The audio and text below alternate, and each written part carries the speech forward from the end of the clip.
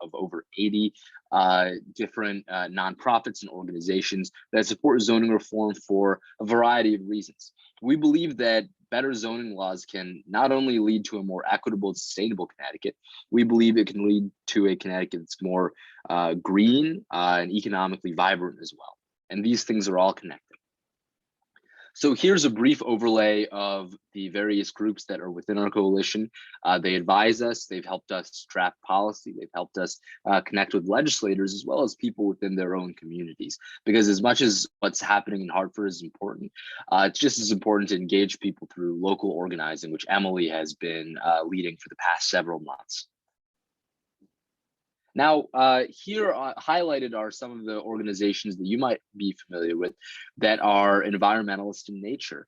And we believe that their signing on to our coalition is really reflective of how zoning and restrictive zoning particularly really negatively hurts the environment, contributes to global warming and a host of other issues. We believe that we need to build affordable homes to disrupt our current affordability price. It's created so much racial segregation and economic segregation, but we also believe that it's essential to make sure that these homes be environmentally friendly and to benefit Connecticut in a way that our current zoning laws simply deny. So now I'll talk a bit about land use and the environment. So just a bit of background, we see that restrictive zoning certainly has hurt the environment. You know, by mandating that large lots be built, by mandating that single family homes should exclusively be built, this increases energy costs, increases sprawl, and thereby accelerates climate change. We know that Connecticut is not immune to the effects of climate change, especially because we have quite a large shoreline, if you haven't noticed. And we know that if we don't act now, it might be too late in a couple of years. So we're really eager this session to be advocating for green pro-homes policies that will help Connecticut deal with climate change and increase our climate resiliency too. So here are, I laid this out a bit earlier, but here are the ways that restrictive zoning hurts the environment. By encouraging sprawl through excessive provisions of single family zoning, we're pushing into open space and destroying farmlands and forests, which negatively impact our food production capacity and our ability to also enjoy. Good luck, let me know. Try it again and see what goes. Okay, so I'm not sending. Oh, sorry about that. I think somebody had their microphone on. But as I was saying, you know, by destroying our farmlands and forests, we're not only preventing ourselves from enjoying Connecticut's green spaces, we're also hurting our kids' ability to live in Connecticut and our grandkids too. And that's really difficult. We shouldn't be doing that. We also see that various studies from Harvard and NYU's Furman Center for Development showed that carbon emissions are nearly twice as high in zip codes with restrictive zoning requirements that prevent multifamily homes, which are denser and thereby more efficient from being developed. And it's not that we hate single family homes, it's just we want to offer more environmentally friendly options for people to live in. And as I mentioned, single family homes are just far less energy efficient than small scale multifamily homes. This isn't to say that we should stop building single family homes, far from it. We know that this is an option that many people need. It's just that we need to start thinking of housing diversity and what other kinds of housing we can provide to people that's greener than the status quo. So here's a brief collection that talks about environmental racism too. We see that asthma rates in California are higher in California's historically redline communities. And I'm sure the same is true in Connecticut, though we haven't had the research to back that up. And we see through things like Desegregate CT zoning atlas that housing for BIPOC communities has been concentrated in areas with higher air pollution rates, which is the main reason why we have a racial gap with respect to asthma rates. You know, Black and brown communities are far more likely to develop asthma because of all of the pollutants and the harmful particulates in the air. And as I mentioned before, Connecticut is one of the most racially segregated states in America. just driving through our communities, seeing the lack of diversity in suburbs like my own, like Simsbury, Connecticut, is evidence for this, as is evidence that shows we've actually increased in segregation since the 70s because of our failure to develop more homes and more multifamily homes. As we mentioned, asthma remains a huge problem in Connecticut, and we very clearly see the racial disparities within emergency room visits. Black people and Latinos are far more likely to visit the ER or the hospital in asthma cases, and we see that our asthma rates in Connecticut are higher than the national average. We attribute this in part to our restrictive zoning that concentrates minority communities within neighborhoods with higher emissions, higher harmful particulates, and this has to change. Now, here's a brief snapshot from the Yukon Clear Center's land cover. This is a glimpse of where we are losing land cover, where we're losing forests. And from 1985 to 2015, we've lost a significant amount of our green spaces shown within the red. And we know that if we keep on doing the same thing that we have been since 1985, this pattern will continue. And we're ready to stop it with you tonight. To curb sprawl that pushes into our forests, our wetlands, Connecticut's green spaces, we firmly believe we need to build housing where it already exists, to develop in places like our main streets, around our transit centers. So we're not building housing by all the time by bulldozing and cutting down trees and moving into our natural spaces, but instead concentrating housing where it already exists and where development's already there that can actually support that type of housing. So I want to get into parking requirements too.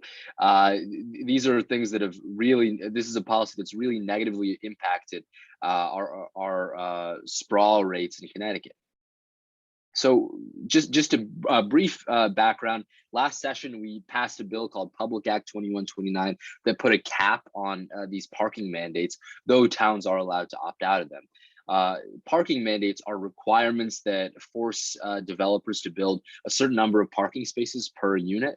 There have been instances where just for a simple studio apartment, developers have been required to build 3 parking spaces just for that one studio apartment. I don't know about you.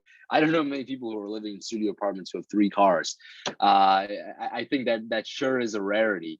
And it is done oftentimes with the express purpose to make it more difficult to develop that kind of housing. And I'll also say it has negative environmental effects because it encourages car dependency and it paves over more of our green spaces.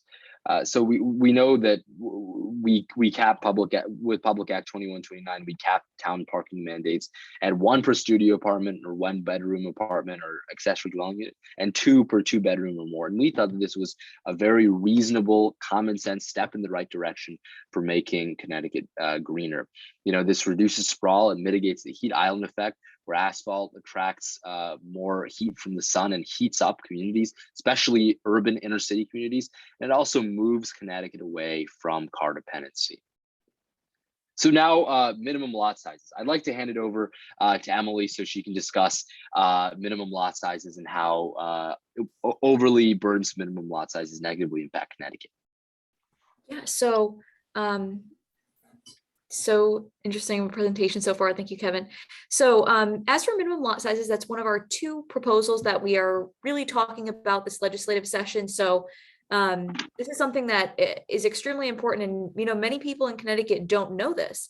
So firstly, as for lot sizes in Connecticut, above 90% of the land in Connecticut is zoned so that it's a single family lot of 1 acre or more. So some of these lots can be like the size of a football field for just one family. And just think about how unreasonable that is. And if we're, thinking about the environment and consuming our precious forests and our precious farmland, one family does not need that much land. So we consider these to be burdensome, and we're trying to come up with more sensible minimum lot sizes. So a minimum lot size is going to require a certain amount of land per home. And the larger the required lot, the fewer number of homes that can be built. So like I said, many are as much as an acre right now. We would like to reduce that. As I said, Kevin has the stat there. So 81% of residential land requires a 9.2 acres per home. So you can check out our zoning atlas. It's on our site. You can, I said 90, it's 81, but you can see that that's a large portion of the state that's requiring a huge portion of land per home. And 49% of residential land requires 1.84 acres. That's a huge, try and visualize 1.84 acres. And think about how much forest we're consuming just for one family, and think about how we can, develop more densely and preserve some of our forest resources. Yeah, and I'll say that 1.84 acres is almost a football field and a half. And I don't know many people who want that much space. If they do, they're free to buy homes like that. But we're proposing that developers not be forced to build homes like that. And I did see a question in the chat from Sheila.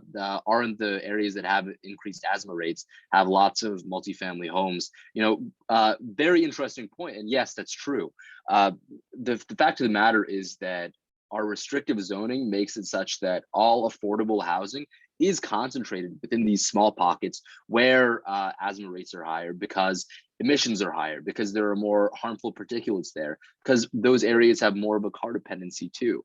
So what we are saying is that if we build more affordable housing and just housing in general all across the state, we believe that this problem will be mitigated. And I hope that answers your question. Feel free to send another chat if you would like more of an explanation there. Yeah, and when there are, negative environmental effects, they're typically seen, the results are seen disproportionately in the same communities, even if they're not the communities that are doing the wrong thing. Yes, I am. I have it. Thank you. Are born in those, same communities. So yeah, just another environmental justice point. So I want to bring up the idea of transit towns because it's on this page. And so transit town we're considering is a town that has either like a fast track or a CT rail station in it. And there's over 40 transit towns. Of 10 of them require large minimum lot sizes for single family homes on at least 50% of their land near at least one of their stations. And this starts to get into one of our next proposals, but we're arguing that the most multifamily housing in the denser side of housing should be nearby our train stations so that people that live there can take advantage of the existing public transportation resources to get to work, to get to places that they want to be without necessarily needing to rely on their car all the time. So there are so many different effects of large minimum lot sizes. The first one being that they're expensive. As Kevin said, if it's a football field and a half, you're going to pay for that. So if you don't need all of that land, it's an extra cost. Infrastructure costs 20 to 40% higher. It costs more to bring electricity, internet, water, sewer into those large lot neighborhoods. Not only is the house itself less energy efficient as a multifamily house, but just getting all the resources to all these places, that's one of the results of that suburban sprawl. And you guys are really focused on food and food supply chain, and think about the way that a lot that big, if we continue to develop that way, will eat into our precious natural resources. And this stat is really important. Between 1985 and 2010, Connecticut lost 15% of its agricultural land and 6.5% of its forests. So if we're concerned about climate change and things like that, we have to think about sensible density versus spreading further and further away and sending people out driving, further distances and on larger lots. And we are not insane to say this. There are other states that are proposing things like this. Vermont had bipartisan support on a minimum lot size bill that proposed something quite similar to what we're going to be pushing this legislative session, allowing more single family homes, particularly around transit stations, but also encouraging developers to have the opportunity to develop on smaller lot sizes. So something to visualize here, an eighth of an acre, we can have 15 units. So correct me if I'm wrong on that, Kevin, but it doesn't necessarily mean, a giant apartment complex is going to plop into your neighborhood. This is, a series of different types of houses. We have duplexes, we have triplexes, maybe a single family house, and a lot of trees still. So this is something that's very viable, but just not being done because until this, no one's been pushing for some of these sensible reforms. And like I said, Vermont has done this, and it's where the public sewer and water infrastructure already exists. When I'm having conversations with town planners, which is something that I seem to do a lot of their concerns are about public sewer and water infrastructure. They're like, oh, it's not going to work for our town because of this. And our proposal is taking that into account. So also, like I said, with the picture, 1/8 of an acre. So sounds small, but when you think about 1.84 acres being a football field and a half, you realize that that's a great size. And it allows for more spaces to be forest, allows for more spaces to be farmland, or even a park for you and all of the other people on your acre to be able to share in those resources that are, not taken over by large lot sizes. So environmentally sensitive lands. And we created a whole issue brief on this, as well as many other topics. So check out our site, check out the issue brief, and you can kind of go through and see more of the research that we've done. And there's a lot more of the like visualizations that you saw on the other page to kind of help you put into perspective what this looks like. So definitely go check that out. Oh, yeah. Thank you, Emily. Really appreciate that. And we hope that you, like Emily said, check out our issue brief. We've got more of our methodology there. And we hope that you'll find it interesting because, zoning has such an important connection, of course, with land, which, is the foundation for the environment. We feel very strongly that by reforming minimum lot sizes, similar to Vermont's proposal, we can do a lot to stop sprawl and to really stop the degradation of our farmlands and our forests. So now I want to talk about a lack of development around transit stations. So as Emily mentioned before, there are 40 transit towns within the state of Connecticut with at least one train or CT fast track station. We're proposing that we zone areas around these train stations for, as of right, development of small scale multifamily homes, like duplexes and things of that nature. We firmly believe that our current development strategy of pushing further and further into Connecticut's green spaces is unsustainable, not only with respect to food security, but also with respect to climate change, also with respect to car dependency. And just by locating housing around public transit, you're going to be able to create housing that is able to support people without cars who might want to use the train or the bus to get to work on any given day. And this will do a lot to get our emissions in our state down and make us a leader in the fight to put an end and mitigate the worst impacts of climate change.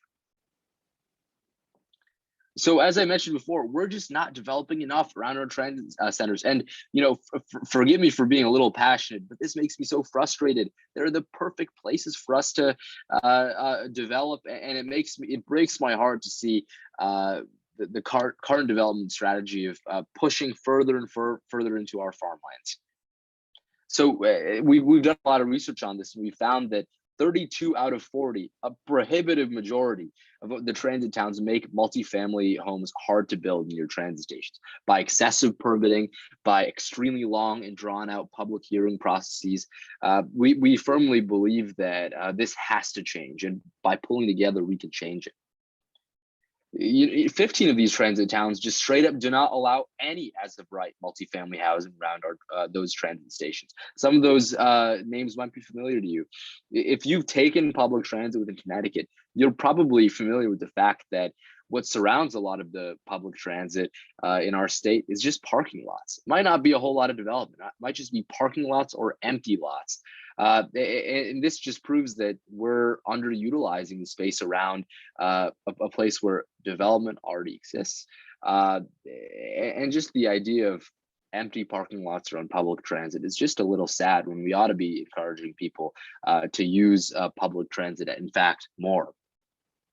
So to sum it all up, instead of encouraging walkable communities where you don't need a car to get around and thereby can decrease your own impact on the environment, we're requiring sprawl. We're requiring car dependency. We got to change that.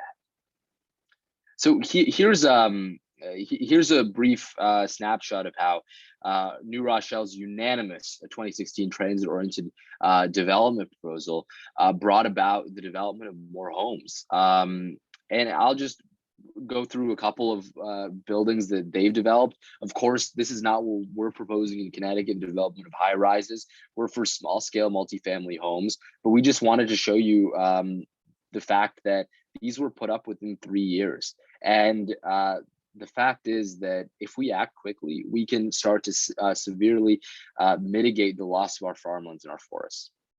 So I want to, to give you an accurate image of what we're proposing, the Republican governor of Massachusetts, Charlie Baker, and his House and Senate recently just almost unanimously passed a transit-oriented development bill that's very similar to what we're proposing. And we have a rendering of this here. This is a very, moderate proposal that doesn't really impact the architectural character of any given town.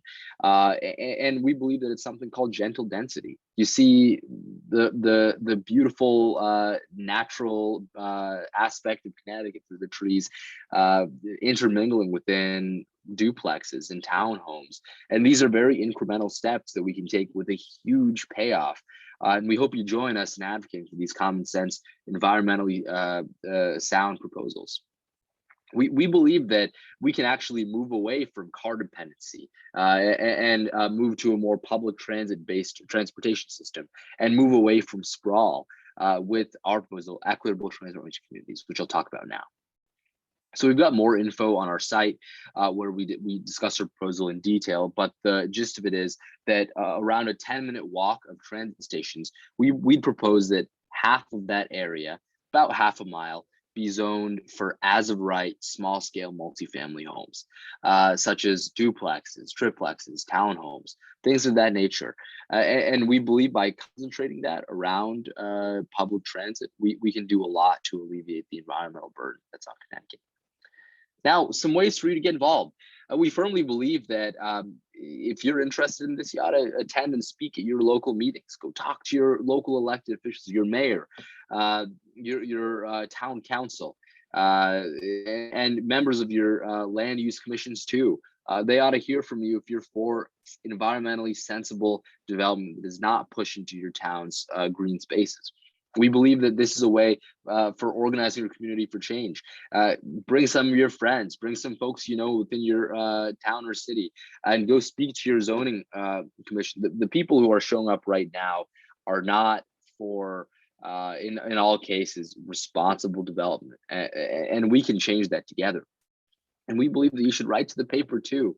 If you feel strongly about what we've talked about today, please get in touch with us. We'll leave our, Emily just put her email in the chat, and please reach out to her if you're interested in getting involved in any of these bullet points. We also have this link here, desegregate.ct.org/be-the-change, which directs you to our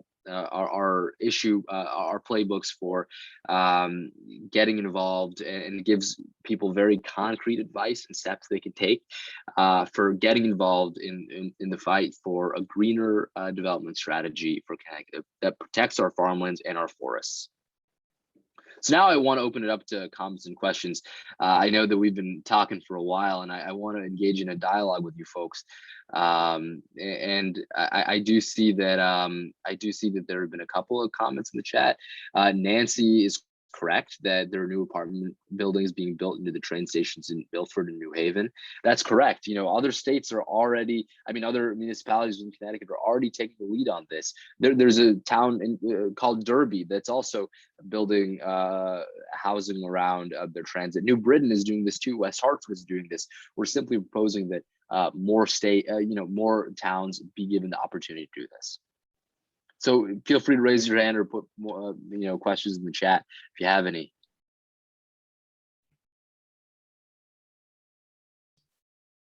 So Kevin, I think I'll start if nobody else has a question.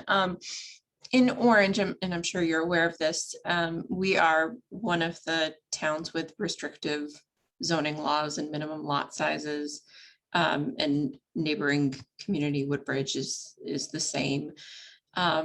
And in in recent years, and I'm sure you're seeing this elsewhere, large open spaces have come up for sale with towns purchasing them to have a better control over what happens with those spaces. Would your position be that those spaces should be preserved or that they should be developed? So great question, and I know that a lot of people have very strong opinions on this. We don't really weigh in on those open space decisions.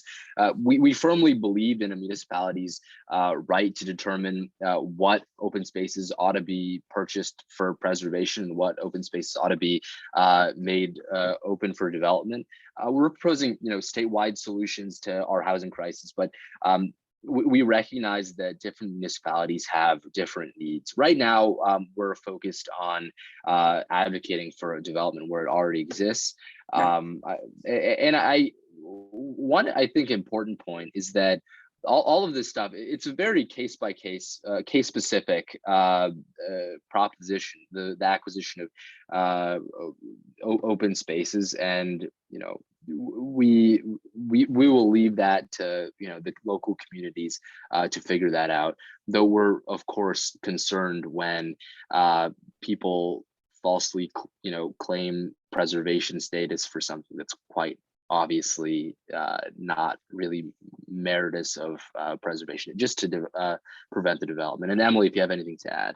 Yeah, I was going to say that the ways in which that we will get involved in something that's going on locally is if your town was proposing a development and it involved a bunch of multifamily housing and stuff like that, we would encourage residents in your town via email or a newsletter to show up and support that development. But when it comes to an open space, we wouldn't typically advocate. However, if residents are coming to us and saying like there's a historical site in our town that they're thinking of turning into some new housing, we will obviously back them. And please, anyone here, be in touch if you hear about something happening at your planning and zoning commission that you think would create more housing in your town. I will do what I can to leverage making that happen and organizing around that. And beyond that, we don't want to overstep. Thank you for that question. So I see a question from Debbie concerning about whether the more dense development will have laws to be sure not to clear cut the existing trees to build housing. One thing I'll say is we are definitely very intentionally trying to not put too many mandates in place on those municipalities. We're certainly encouraging as an organization to make sure that developments are environmentally sustainable. We are very familiar with the fact that in places where denser housing exists traditionally, there just isn't enough shade around for folks to enjoy. This can cause negative health inequities too. We'd encourage you, if your town is one of the towns that would be affected by transit-oriented development, as in our proposal, to make it very clear within your local provisions to prevent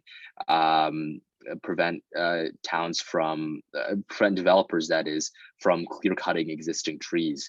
And one thing I'll also say is, once again, it is a very town by town specific proposition there. Certain towns have different needs, and we firmly expect, by the way, that municipalities will step up and make sure the developments will proceed in an environmentally sustainable manner if people keep on coming out and organizing to those local municipal meetings. I think we have another question in the chat. Have the existing developments been restricted for certain ages? Are children included, and how has it affected the schools? So great question. I'll give a brief answer to this and hand it off to Emily. I know she knows a lot about this. So we're not proposing any age restrictions be put on these developments. That's of course up for towns to decide at their discretion. One thing I will say is that in a lot of Connecticut's communities, affordable housing is restricted to seniors only. We think that's a problem. And with respect to the school system, we also see this as a solution to the declining enrollment rates that are happening across the state in both our cities and our suburbs.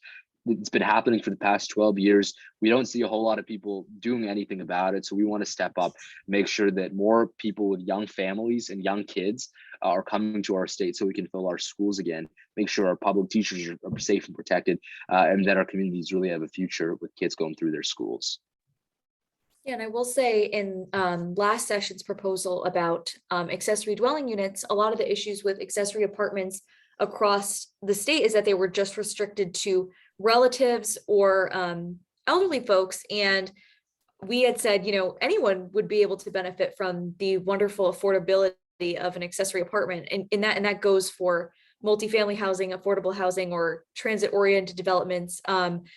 When we allow people of all ages and incomes to have housing, it creates, not only fills our schools but it creates diversity in our schools, and it creates, the kind of school system that, so many of us are looking for, where everyone's from a different background. And I think that diverse housing brings diversity, and that's the most exciting part about these proposals to me.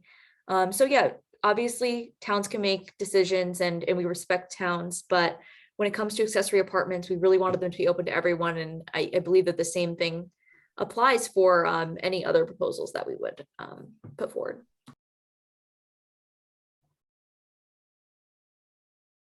So really what your proposal is overall is just, simply eliminate these restrictive minimum lot sizes. There's no other restrictions that you would want to keep in place or impose, or it's simply just eliminating this minimum lot size requirement.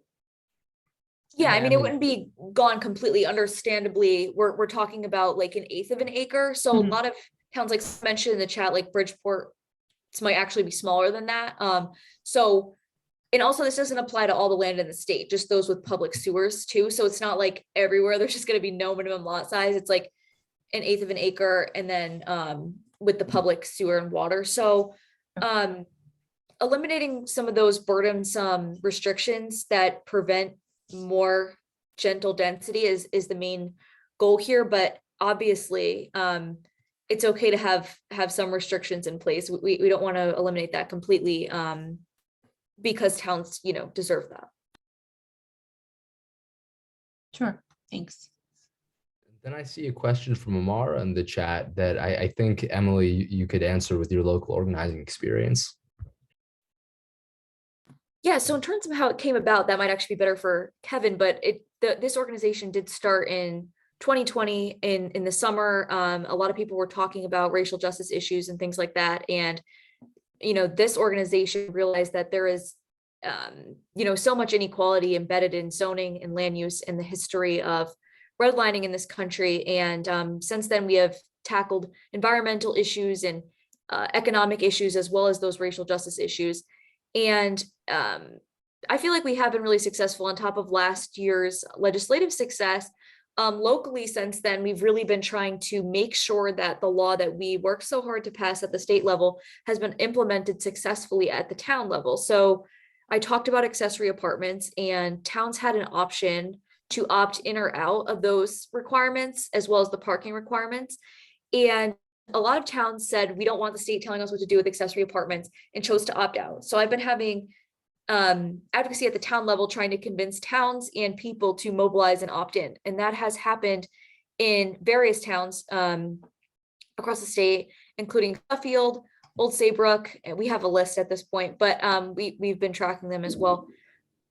But while there have been, I'll say, few that have opted in, there have been countless who have opted out and then put in place accessory apartments regulations that very closely mirror the ones that we had at the state level. They just didn't want to say that we're stuck with the state, but then they put in place things that very much allowed accessory apartments as of right, meaning without a public hearing. So as of now in Connecticut, if you have not opted out, which I am not 100% sure of the status of Trumbull or Orange, but I can check our tracker. you can build an accessory apartment right now without having a meeting of your town planning and zoning commission, detached or attached, not, for relatives or anyone. You can just do it. And that's huge, because that's a way that you can create an affordable housing unit of your own, right? So, on your own property. And being able to mobilize for that at various town meetings has been extremely successful in starting those conversations across the state. And on, smaller scale, not related to the state law, just little things like, this town is having a hearing about a new multifamily housing unit. Okay, great. We're going to be there in some sense and make sure that, we're supporting it. So those sorts of efforts have all been like extremely successful. Yeah, thanks, Emily. And I'll just add a bit to that. Emily pretty much covered it all. I just wanted to provide, she mentioned that some towns are opting out and just amending their ADU regulations. My hometown of Simsbury is one of those towns. Our zoning commission unfortunately opted out of our proposal. But I'm currently working with the Board of Selectmen to craft something that is a bit more individual at the town level that they feel addresses their concerns while expanding ADU accessibility. So just because these towns opted out doesn't mean that they can't take steps to become more inclusive for anybody who needs to benefit from that type of development. And by the way, an accessory dwelling unit is an apartment that is housed within a larger single family home. It could be, like a converted garage, the third floor of a home that functions as its own living unit. Very popular for, young people, seniors who need to live with their adult children, or members of the IDD community, the intellectually developmentally disabled community, who might need to live with a caregiver, but still wants an independent lifestyle. And we see that just the simple fact of instead of building a new home, converting part of an existing home into a new home, we believe that is a very effective development strategy as well. Yeah, a lot of towns allow them already, but required a special hearing, and some just didn't allow them at all. So that's a huge success that so many more towns now allow them. You can just build it whenever. So that's a huge victory.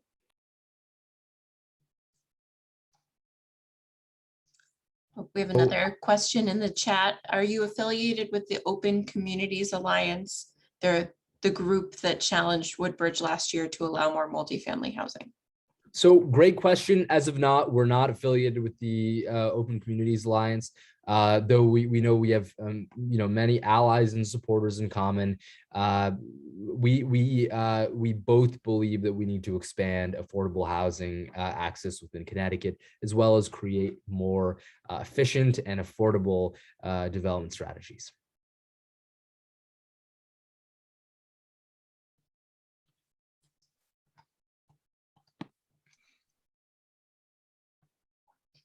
Does anybody have any other questions? I'd like to ask a question. My name is Bettina. I think the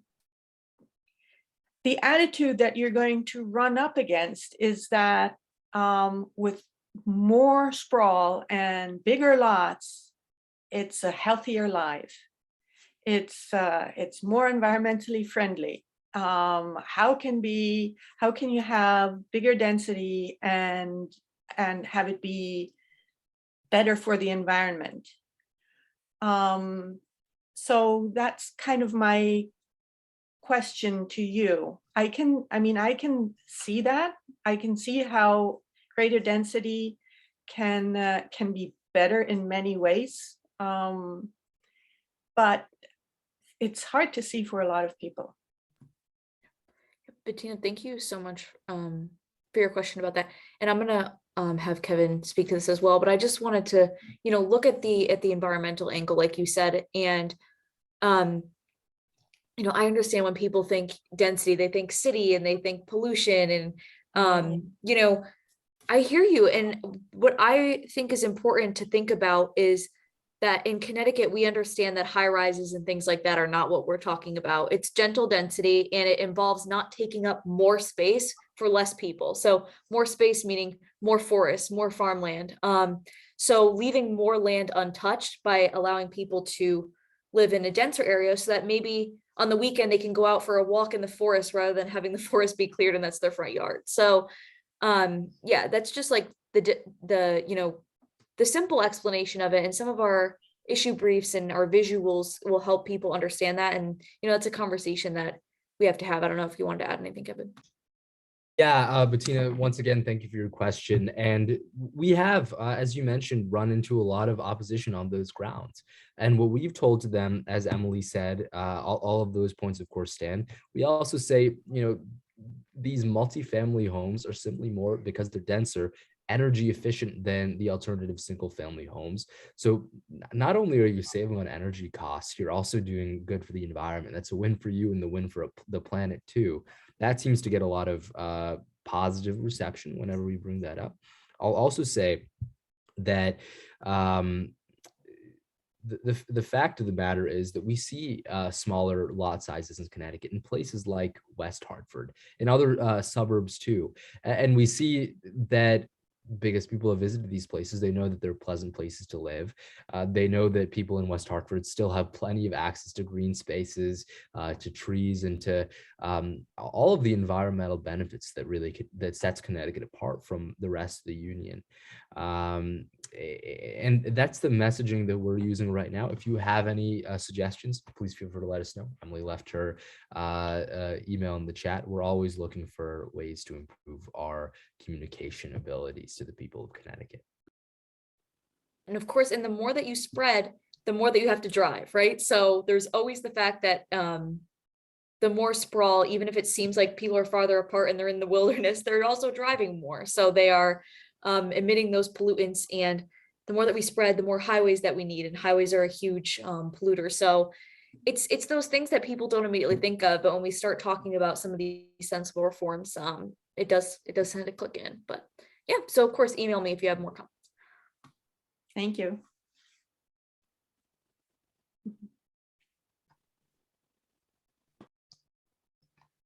Well, maybe just a slight plug for our series here. We have started this Dinner Disrupted series in order to engage in these conversations, because we've moved so much out of our everyday environment. And specifically, as they mentioned, food. We've really moved ourselves far away from the source that we need to live, to, you know, get by in our everyday lives. And if we have more space for the natural environment, we have a healthier ecosystem. At the same time, we have healthier soil, healthier air quality, and all of that benefits the food system. That we need to start thinking about how we're going to also move that closer to us, because if everything is far away and our food is far away, we run the risk of not having enough, as you've seen at the grocery store when we can't get it in, or if there's a climate crisis of a fire or a flood, then now suddenly we just don't have access to that. So if we can think about moving not just, you know, more denser neighborhoods, but our food closer to us and all of these sort of concepts, then we'll have a more sustainable future. And that's really the goal of our Dinner Disrupted series, to really engage people and start thinking about how we can affect changes for the future. And like they said, for our grandkids, for your grandkids, for, you know, generations from now, so they don't have to deal with what we're dealing with.